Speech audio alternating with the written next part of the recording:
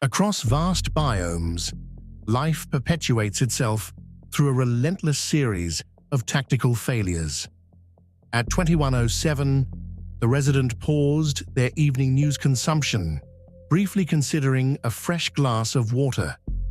This decision, seemingly innocuous, initiated a series of events that would demonstrably challenge the survival instincts of 6 separate organisms. Unit 14B presented itself as a typical single-occupancy domestic environment, self-identified by its inhabitant as a home. Archive analysis, however, registered it as a multi-zone failure environment, a kinetic landscape of casual peril. Its apparent comfort disguised a network of inherent evolutionary traps, indiscriminately lethal to its microfauna. Beatrice, Amphipyra pyramidea, a point source trajectory optimizer, possessed a notable dedication to mapping ambient light gradients.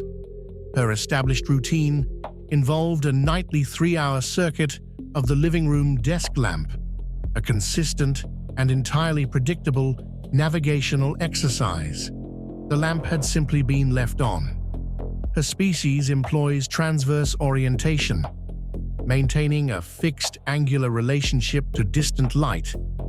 Approximate point source triggers an inescapable logarithmic spiral, drawing the organism inwards with mathematical certainty and no prospect of deviation. Beatrice adhered to this fundamental principle with unwavering commitment until 2231, when metabolic reserves depleted. Her dedication was complete. Reginald, Argiope aurantia, an oscillation profile assessor, was a specimen renowned for his 7-hour commitment to an ambush posture.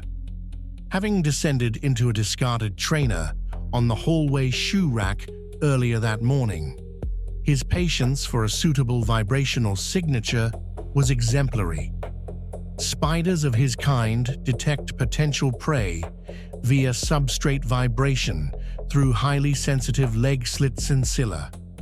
The rhythmic flicker of a digital screen or the minute jolt of a cursor's movement can register as an irresistible motion signal.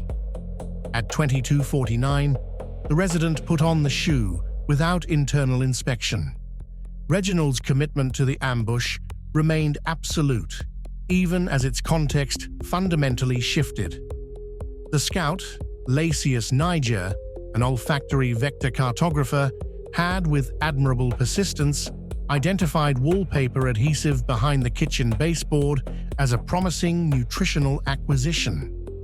Her efficiency was such that she recruited 40 colleagues to this new resource, initiating a robust and well-defined trail. Ants navigate via pheromone trails on substrate surfaces, laying down chemical markers for conspecifics.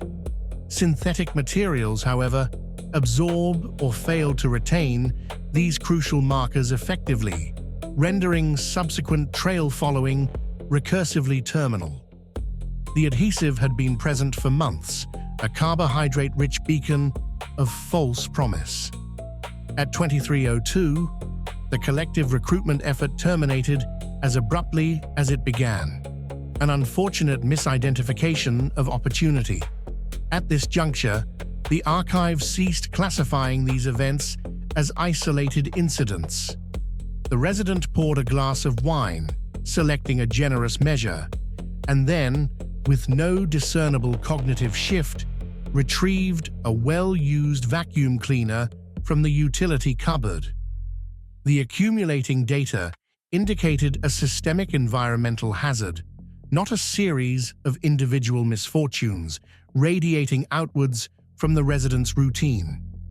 Gerald, Gryllus campestris, a low-frequency territorial asserter, exhibited a pronounced and highly audible commitment to maintaining his acoustic domain.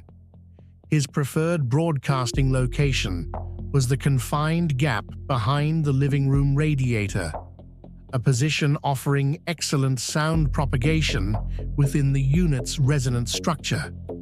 Crickets of his species assert territory through stridulation, a specialized rubbing of wing edges at species-specific frequencies, an undeniable declaration of presence. At 21:49, the resident vacuumed the immediate vicinity. While the sound carried well in enclosed spaces, this afforded no discernible advantage against the operational intake nozzle, which processed both air and substrate. His broadcast concluded definitively. Edith, Lepisma saccharina, a hygroscopic gradient surveyor, dedicated her activities to precise navigation of moisture differentials within the unit's subsurface infrastructure. Her evening routine involved a methodical exploration of the kitchen sink drainage system, a predictable and, by all prior accounts, safe excursion into the humid microenvironment. Silverfish are fundamentally hygrotactic, compelled to navigate exclusively towards moisture gradients. Standing water registers identically to any other moisture source, irrespective of its inherent depth or volumetric capacity. The resident left the cold tap marginally open, creating a slow but continuous ingress of water into the basin. At 23:08, the incremental accumulation of water rendered further surveying impracticable. Her journey terminated without return.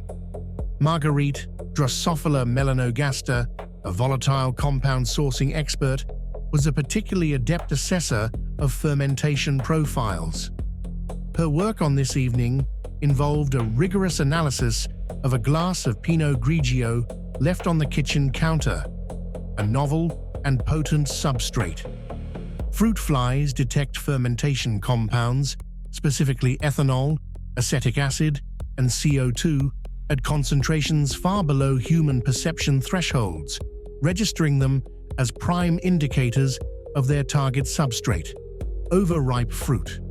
To Marguerite, this glass of wine was thus indistinguishable from an optimally overripe, albeit peculiarly contained, specimen. At 23:12, the resident consumed approximately 200 ml of Pinot Grigio. No anomaly was reported, or indeed detected. Her assessment was completed and processed by another, larger agent. 6 distinct biological subjects, 1 apartment unit, a single evening. The resident later reported a sensation of mild satiety and an intention to sleep soundly.